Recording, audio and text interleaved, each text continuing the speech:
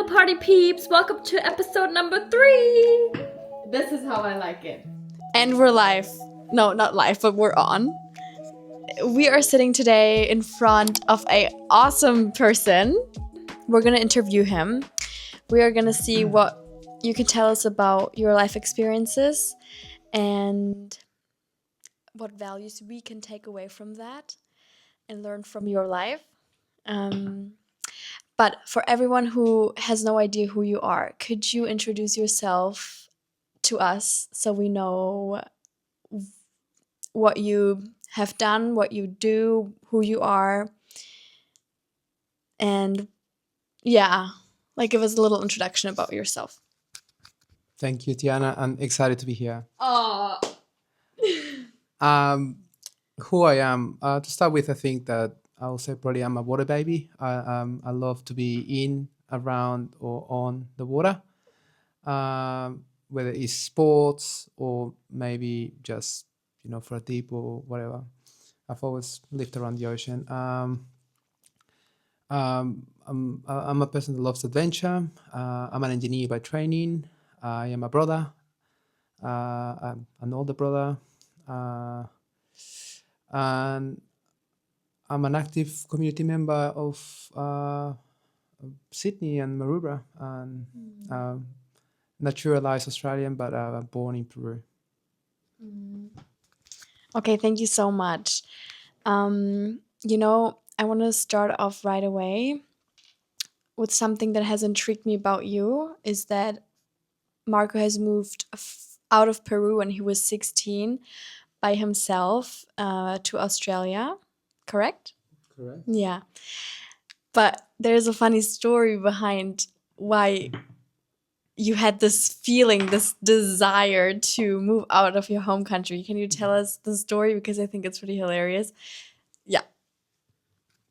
Yeah, so I've had that inkling to move away from home into something bigger, somewhere a lot larger with more opportunities since I was probably 12 or 13. And I did it with family. So I went to my extended family members in different cities in Peru.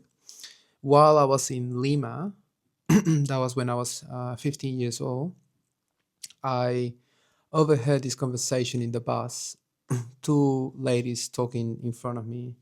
One of them was sobbing for the full ride of half an hour in the bus, and the other one was a friend trying to make her feel better and listen to her friend. And it was clear that she was sobbing because she had a son who was moving away. From what I overheard in the conversation, it appeared that the son was moving only about, I'm going to say maybe 10 kilometers away from home. And there was a point in which, towards the end, before I got off the bus, the friend asked her, "Remind me, how old was your son?" And she replied, "He's 35. And that scared me as a 15-year-old, because that is not something that is very uncommon in where I come from. Like, typically families stay together, and for a person that wants to expand his horizons, I was afraid that it would be me, that person, maybe. And I wanted to change that possibility. So I decided to investigate where to go outside Peru. I considered to go to Japan, and I wanted to apply to the robotics engineering, to study robotics engineering in Japan. And I did apply, but I didn't get in. So my second option was Australia. And I had a chance to come to Australia, and I took it.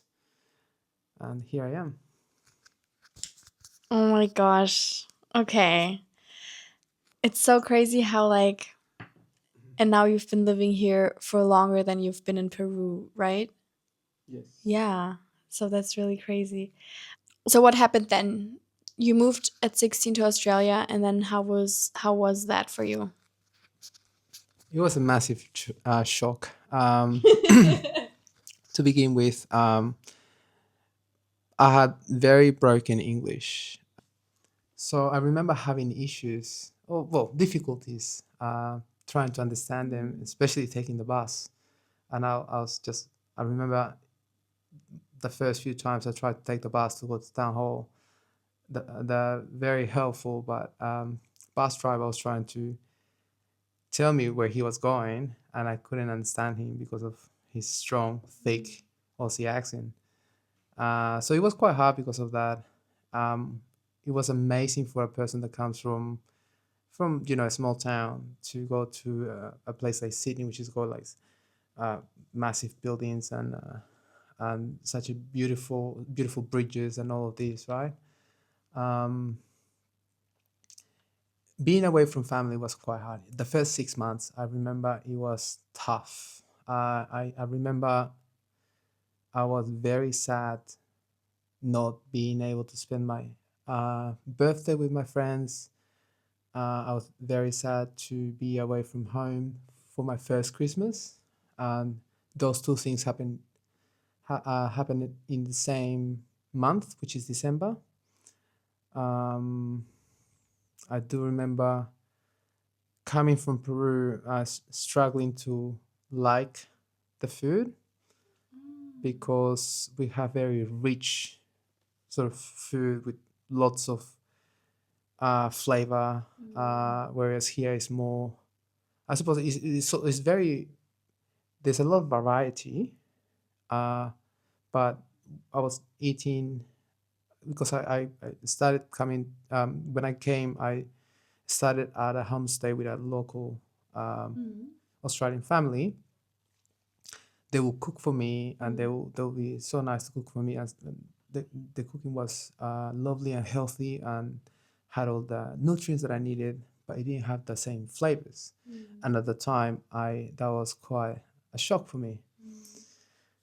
Um, but after that first 6 months, I think you adapt, and you just look forward, and you have your goals in mind, and you continue, and you start making new friends, and that starts becoming your life. And just stop worrying about uh, the past. This is still with you, but you start focusing more about what's in front of you. Okay, crazy. I think for someone who's that young and then moves, not to a different city, but to a different continent, literally, there comes a lot of maturity with that. Like, because you're exposed to such different circumstances than I was at that age. Like, you just have to survive on your own. Now, I want to dive into more a deep topic. Considering, like, how many years have you been in Australia actually? 19 years. 19 years. Okay. Um, what was the biggest, um, when did you have like a really hard time in your life? Did you ever hit like rock bottom and something had to change in your life? And if so, like, what is the story around that? Love that. I think I had a few. Um, so sorry, the first question was about difficult moments in my life, and the next one is turning points. So I consider those a bit different, but I can probably start with the turning points. I think the first one was when I first got to Australia. Oh, sorry, on my way from Peru to Australia. In the plane, I met this old lady who was sitting right next to me. She was 80 years old at the time. Now, Love the story. now this lady, that was her first trip by herself, going from Australia to Chile. That was the first time that she was going outside of Australia by herself, and that time was going to Chile. Um, that's not when I met her. I didn't meet her on the plane going to Chile. I met her on the way back. Uh, but that was the first time she left Australia to visit some family in Chile. So she was a Chilean born lady who moved to Australia when she was in her 40s with her whole family. Uh, from memory, it is because of the issues that happened in Chile during that time. period. I believe it was Pinochet. Now, when I was on the plane with her, I got talking to her, telling her that, I'm 16, and she was very lovely to talk to me as well. And I helped her with the TV, I remember, and her luggage on the way out. And when we got to the airport, her whole family was waiting for her. They were super worried. Again, first time she went by herself. Her husband at the time had passed away 6 months prior, so it was a turning point for her as well. Uh, when I say hello to her family, they were really kind to me, and they were very thankful that I helped her, with the luggage and all. And they invited me over for a dinner as a thank you and as a welcome to Australia as well a few weeks after.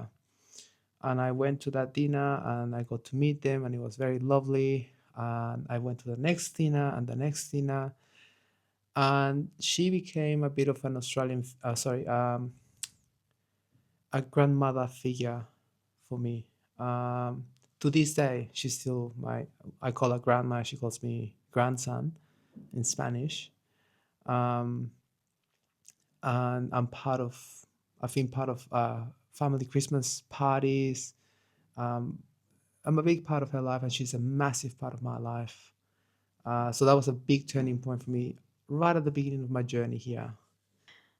Oh my gosh, I love the story because the story is just so like it touches my heart because this all evolved because you were kind as a 16-year-old to help this person out on the plane, getting her luggage, carrying the luggage for her, and then the family seeing the good soul or the good heart in you that you have, and then that you still like. I know you saw her like 2 days ago or something. So even 19 years later, this is still like Yeah. a thing and flourishing. No, you have no idea. I think this is what life is about, honestly. Like, connecting to people, helping each other out. Yeah, see, people make real changes in your life, I think, just by meeting people. Because if you think of your happiest times, is it when you were with people or is it when you were alone? Definitely when I was with people. I think the happiest times I've had. I've been so lucky to have made some amazing friendships and groups and circles and networks. Especially in December. I think December 2023 was one of my happiest moments so far. I think there's more to come. Yeah. Why specifically December?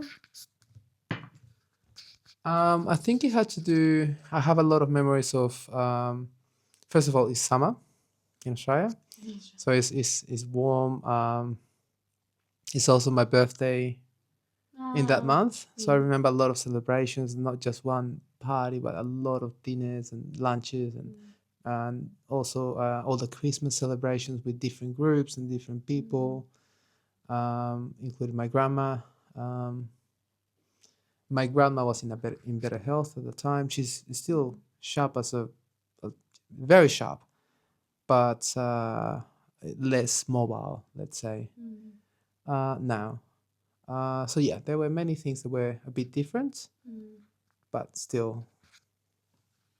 So what I get from that is that you get your happiness from connecting with people and being social.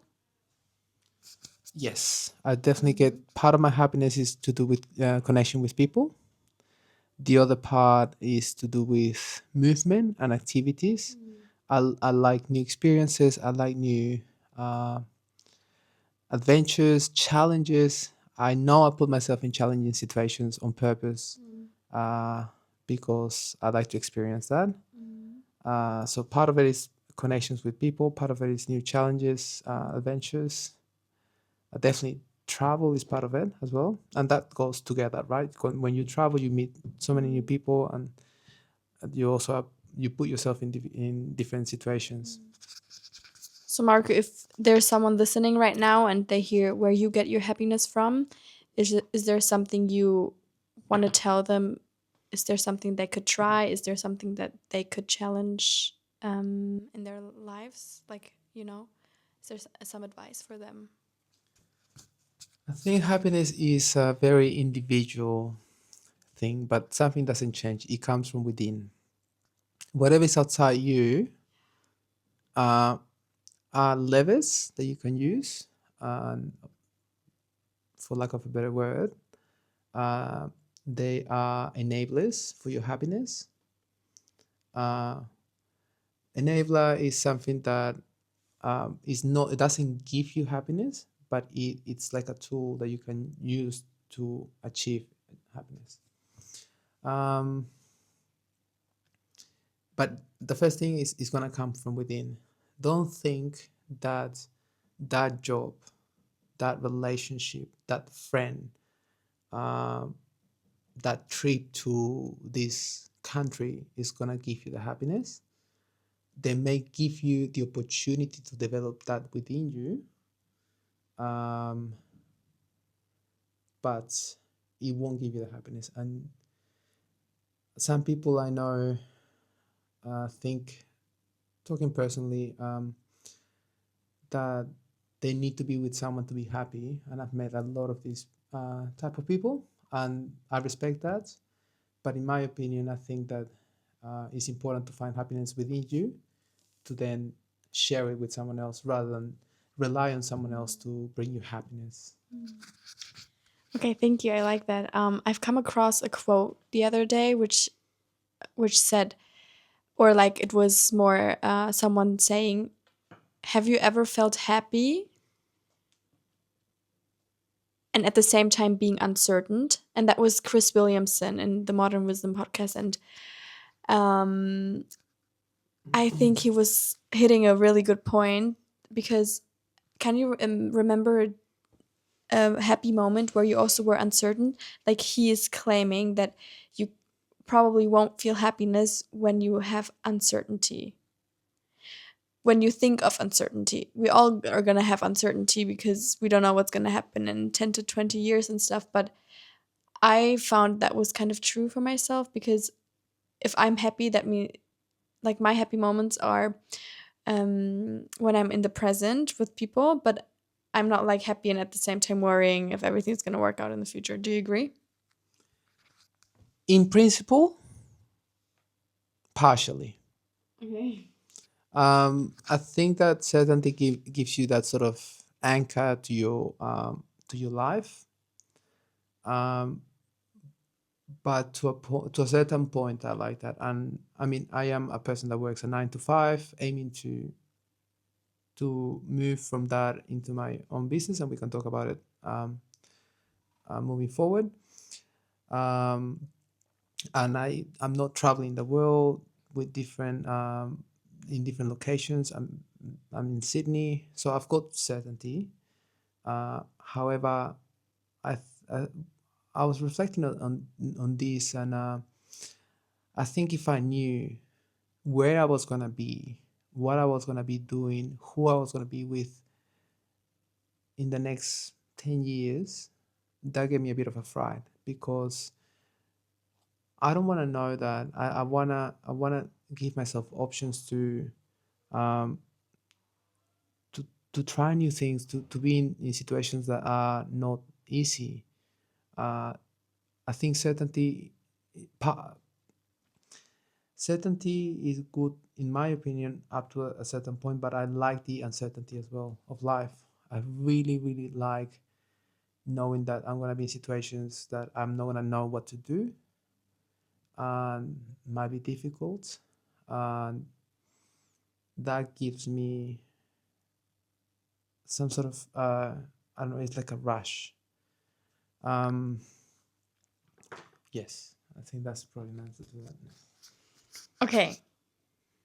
I love how you always twist these things and have a positive outlook on this and like a inspiring feeling about this. It's like saying failure is exciting me. This is how I feel like it sounds when you talk about life. You're like the uncertainty gives me a reason to love life more. How boring would life be if we knew how everything is gonna go out? Like if we could see in the future where we are, what we're doing, how we're gonna die even, or something like that would be unexciting, and that would take the point away from living life.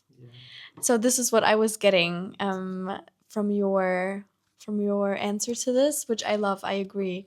And then what does fright mean? You have to. Gave me a fright, as in like gave me a fright is it scared me. If I knew exactly what's gonna happen, if I knew I was gonna be in that job in 10 years still, if I knew I was gonna be in that house in 10 years, that would scare me so much. Like it doesn't mean that I don't want to be in that house or in that job. Probably not in that job. But I want to know that I have the possibility that that's going to change. I want to know that I'm going to have the drive to make that change. If I don't want to make it in 10 years, that's fine. But I want to know that there's that option. And I want to know that I'm going to have the option to fail as well. Going back to that failure thing that you said earlier, I think that it was a message from Jim Carrey that he said based on what he saw with his father, who was an accountant, and I think he failed being an accountant. And his father didn't want to be an accountant. I think his father wanted to be a comedian like Jim Carrey, but he didn't take the leap. He said, I'm gonna do the safe thing." So he didn't ever try to be a comedian, and he did the boring thing just for safety, and he failed at that. So Jim Carrey said, if you're gonna fail at something, at least fail at something that you want to do, not something that you don't want to do and you have to do. And that really resonates with me. Yeah, I like that a lot. I also saw that at some point. But he failed because he got quit or something. Like he got fired or something. Yeah, yeah. So another thing about happiness, we're talking about happiness, but like how does happiness feel on a daily basis? Because you're not always gonna feel like you're not gonna sit smiling on the couch every day and be like, yeah, like I've heard from a person that peace is happiness at rest. What do you think about that? Peace is happiness at rest. I don't think I've heard that before, but I like it. Thumbs up. I do like it. The way how I see life is you have your happy moments and you better enjoy those because you have your difficult moments. So when I do have my happy moments, I know that that job is going well, that relationship is going well, my health is great.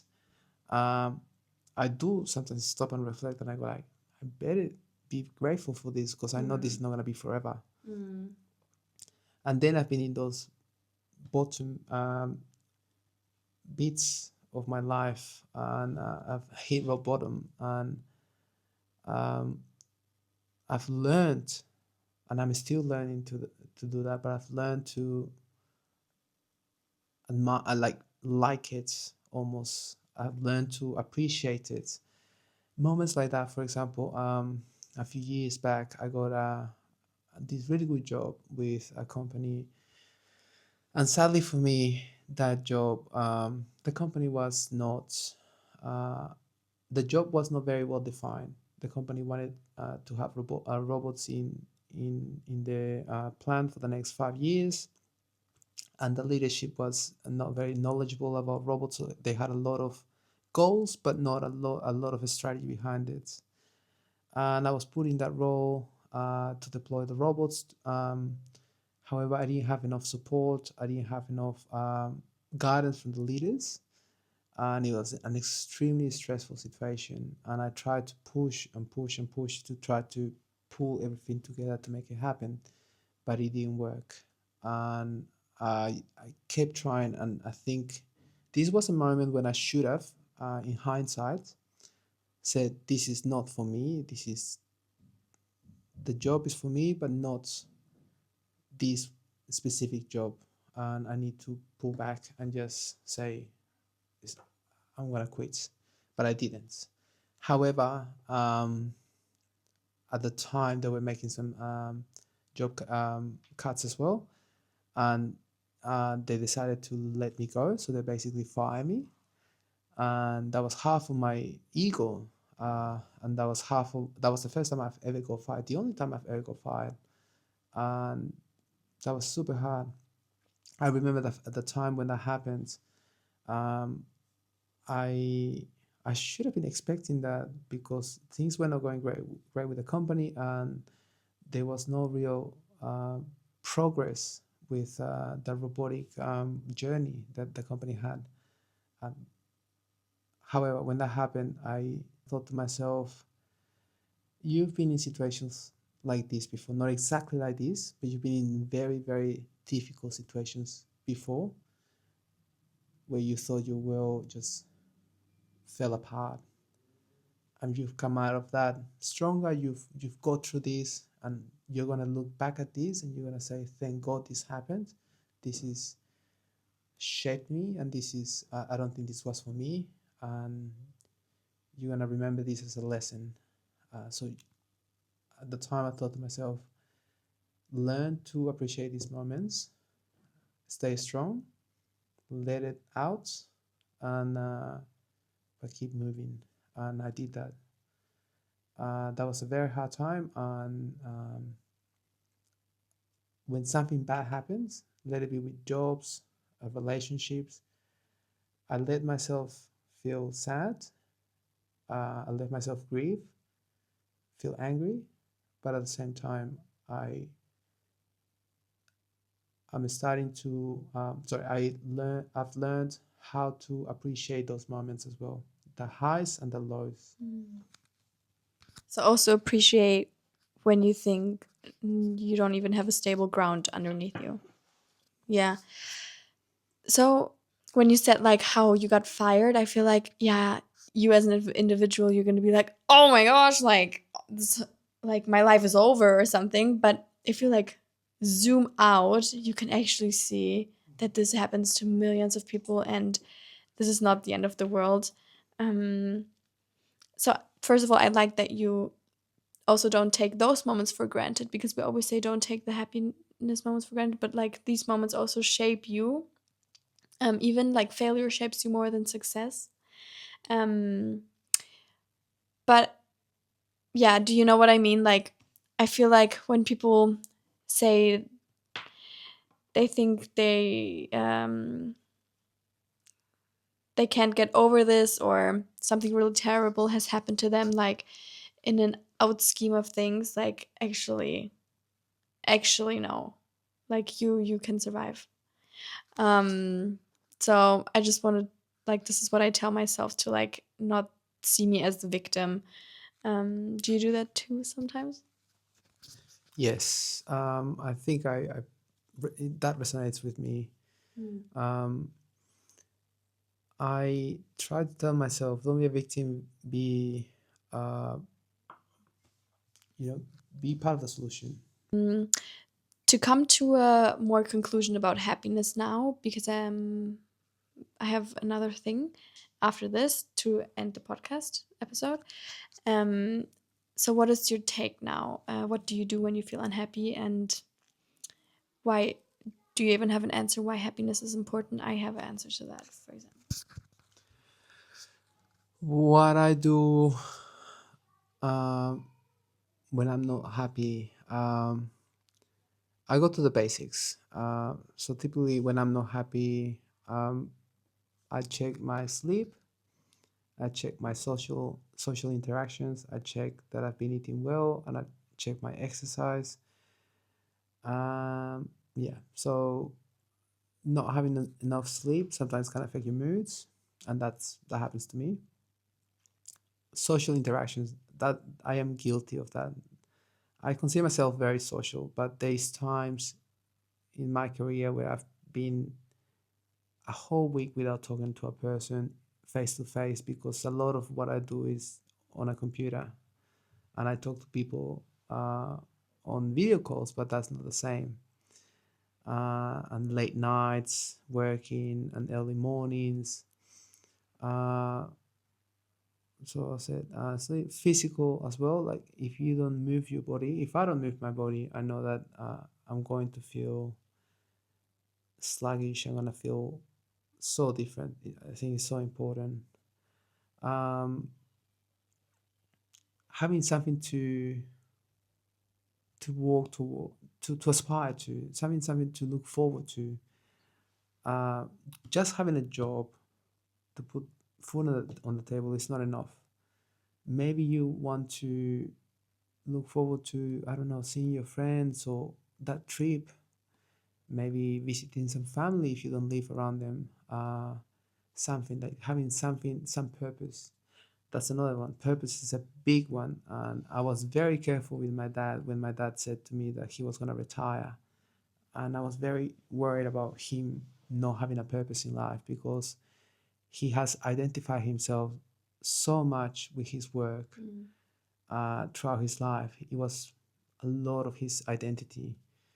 And I encouraged him to look for different activities and things to do when he was retired, so that he's not just at home watching TV or reading a book and just not connecting with the world. And he's done it. I'm happy to say he's retired. He's been retired now for a year, and he's been able to meet some people through different clubs to get some new hobbies. He started working out more, going for runs, traveling a lot. For runs. Yeah, and so purpose is a massive one for happiness. You can have all the money in the world. You can have every need that you have that you might think you need in your life, but if you don't have a purpose, I think that you might not be happy. And what do I do when I'm what sorry, your next question was to do with why do I think happiness is important. I think happiness is important because um, we're not just machines. We're not trying to achieve goals, and at least not that's not my philosophy. I think that achieving your goals, that job, that business, that those 5 million followers you want to achieve, or that 100 episode in your podcast, um, those are good milestones, but that's going to take a lot of work, but you really need to find the happy somewhere. uh, Milestones alone can bring some sort of happiness, but I think you need more than that. um, it is important because that's going to give a bit of purpose to our lives. That's going to give some enjoyment to all the work that we do, all those sleepless nights, all those hard moments. um, what's your answer to why happiness is important? So, oh yeah, I'm really excited to answer this question. And this would be an add-on on yours. Like I think what you have already said is so important for happiness.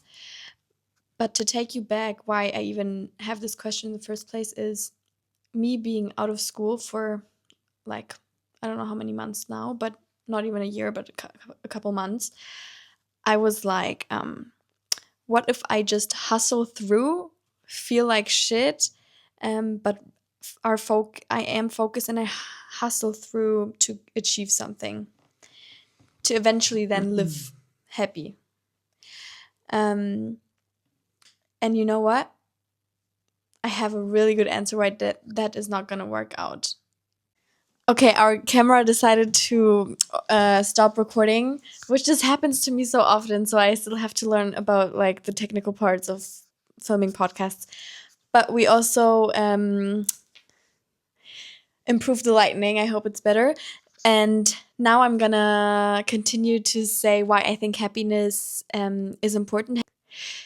Basically, this is me like after I have a good thought about this. Imagine you are unhappy because you're just not satisfied with your goals, with your life, with who you are.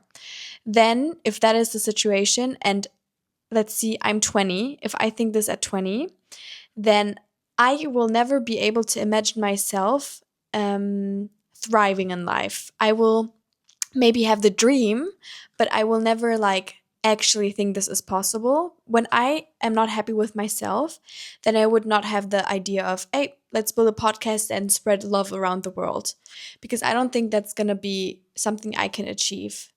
So if you truly don't believe, so if you're unhappy, then I think this will navigate you in your life, and the outcome is going to be different than if you were happy at 20. If I'm happy at 20 or any age, right? Then the broaden and build theory is you think things are possible. You start to see positive things. You start to see reasons why life is good instead of reasons why life is not good. So I stopped to think I'm going to hustle in my 20s and then, I don't know, be whoever because of this. Okay, are you getting a little bit what I'm saying? I get your point.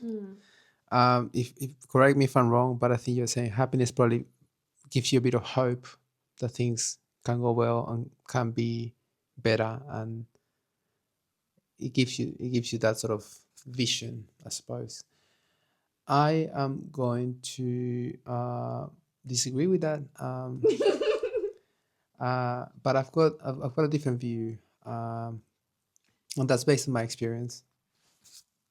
Before you go to your point of view, can you say why you disagree? But I love that you have your own opinion on this. Yeah, absolutely.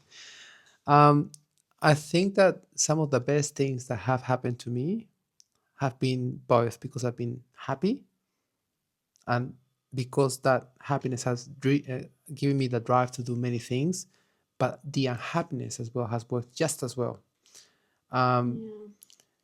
There was, I think I had a job for a few years where everything was going fine. I was content.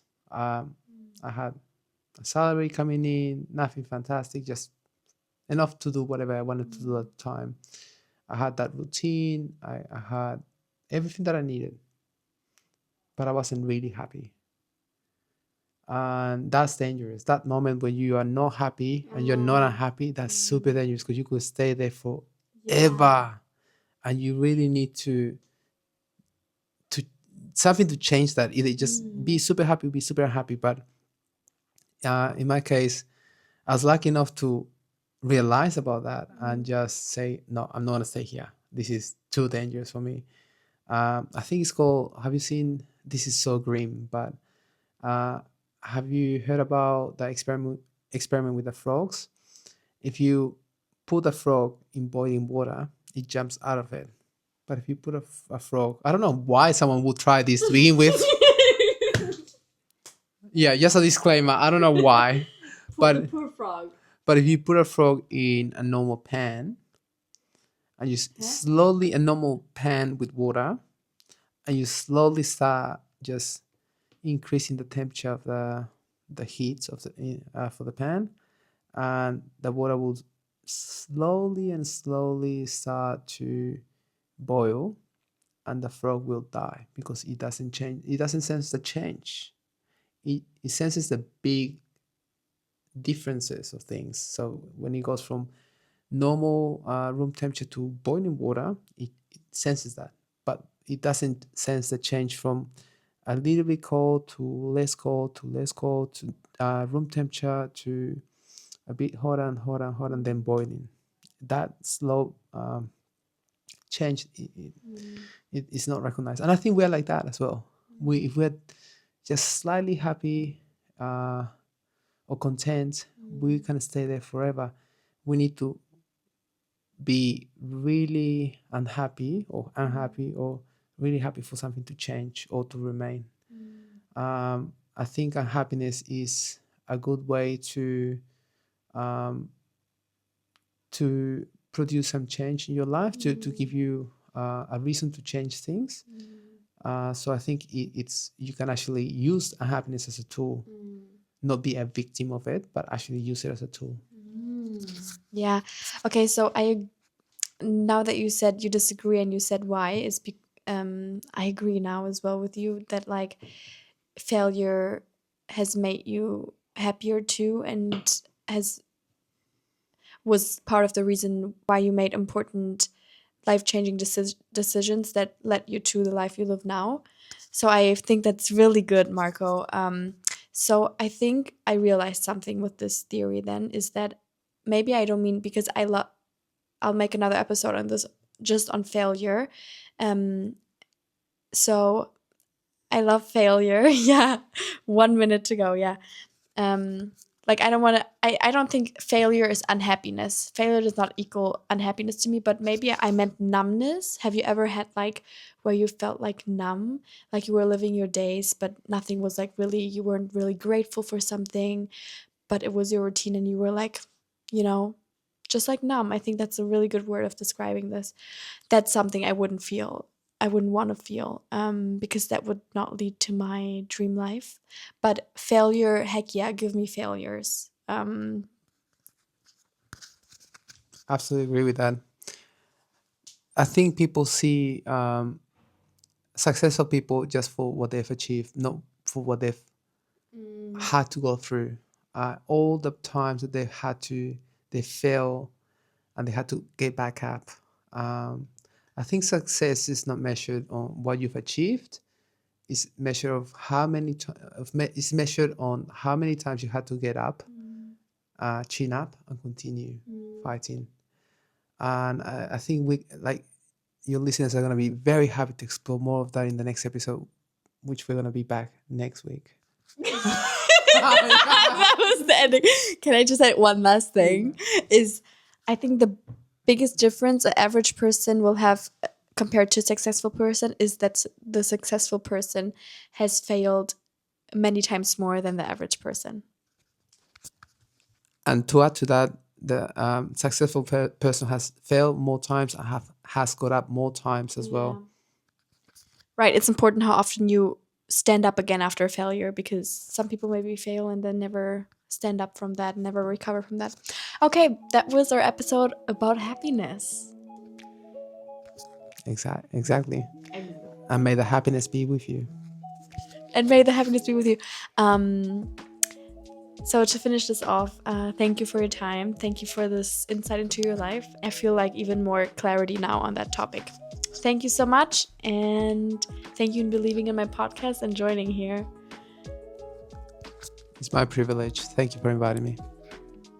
Goodbye. See you the next time. Perfect.